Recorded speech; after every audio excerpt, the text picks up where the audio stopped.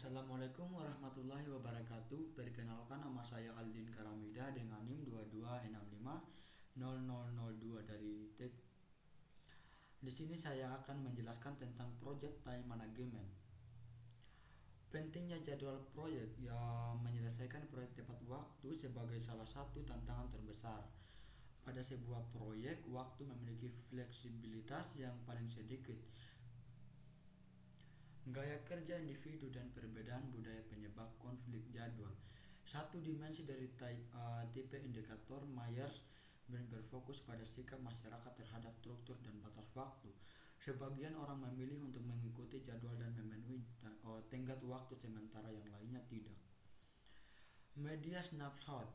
Berbeda dengan Olimpiade musim dingin 2002, perencanaan dan penjadwalan sangat berbeda untuk Olimpiade musim panas 2004 yang diselenggarakan di Athena, Yunani. Manajemen waktu proyek.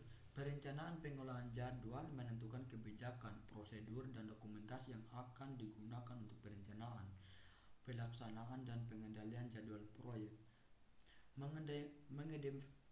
Mendefinisikan kegiatan khususnya bahwa anggota tim proyek dan stakeholder harus melakukan untuk menghasilkan deliverable proyek.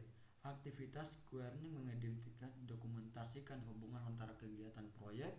Estimasi sumber daya memperkirakan berapa banyak sumber daya tim proyek sebaiknya digunakan untuk melakukan kegiatan proyek. Memperkirakan jangka waktu kegiatan.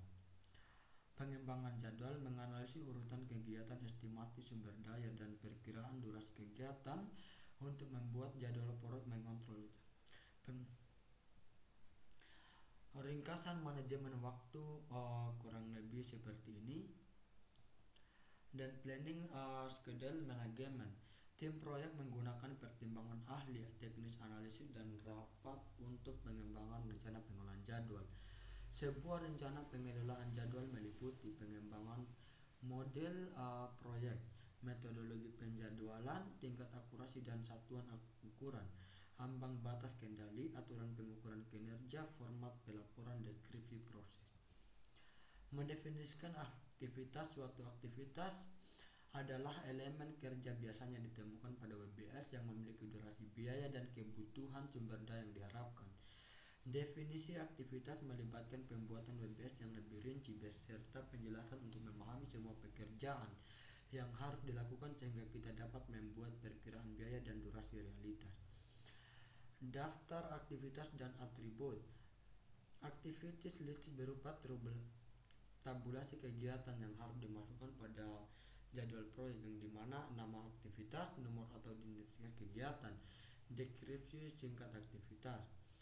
Atribut aktivitas memberikan informasi lebih lanjut seperti pendahulunya, penerus, hubungan logis, kebutuhan sumber daya, kendala, tanggal, dan asumsi yang berkaitan dengan kegiatan.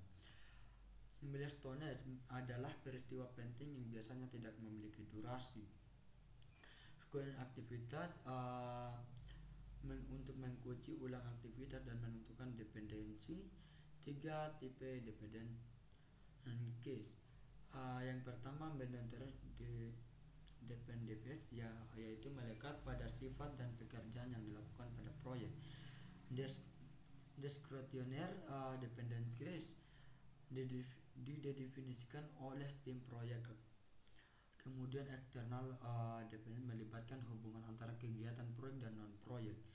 Network diagram adalah teknik yang lebih disukai untuk menunjukkan aktivitas squaring. Network diagram adalah tampilan skematis dan realistis logis antara urutan. Untuk network diagram proyek kurang lebih seperti ini. Arrow diagram .adm seringkali disebut on arrow atau AOA. Network diagram. Aktivitas digambarkan dengan panah. Proses membuat diagram AOA.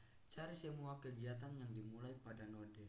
Gambarkan node finishnya dan tarik panah antara node 1 dan node berikutnya. Masukkan nama dan durasi estimate kegiatan pada panah yang sesuai. Precedence diagram method atau PDM. Aktivitas digambar dengan kotak, panah menggambar menggambarkan relasi antar aktivitas, lebih populer daripada metode ADM dan digunakan oleh proyek lunak manajemen proyek, lebih baik dalam menampilkan berbagai jenis dependensi.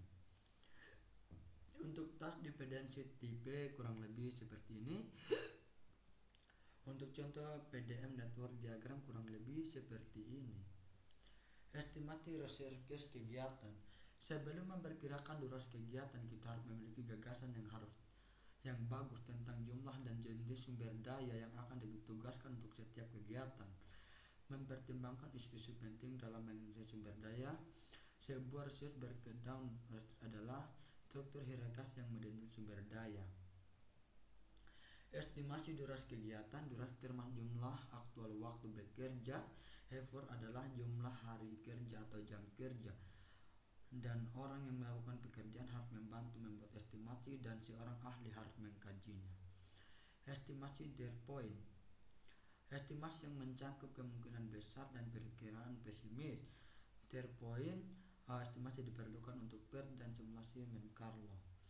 Membuat penjadwalan menggunakan hasil dari proses penjadwalan. Tujuan utamanya adalah untuk membuat jadwal proyek yang realistis. Tools dan teknik penting diantaranya adalah Gantt chart. Gantt chart menyediakan format standar untuk menampilkan informasi jadwal proyek, kalender yang digunakan, diamond hitam sebuah milestones, dan batang hitam, batang tipis dan panah. Gantt chart for Project X kurang lebih seperti ini, dan Gantt chart proyek peluncuran software kurang lebih seperti ini. Menambahkan milestones pada Gantt chart. Banyak orang ingin fokus pada pencapaian milestones, terutama untuk proyek-proyek besar. Milestones menekankan peristiwa penting atau prestasi pada proyek. Secara normal membuat milestone dengan cara memasukkan teks berdasar 0. Smart kriteria. Contoh tracking Gantt chart kurang lebih seperti ini. Mungkin itu saja penjelasan kali ini. Saya tutup dengan ucapan wabillahi taufiq wal hidayah. Wassalamualaikum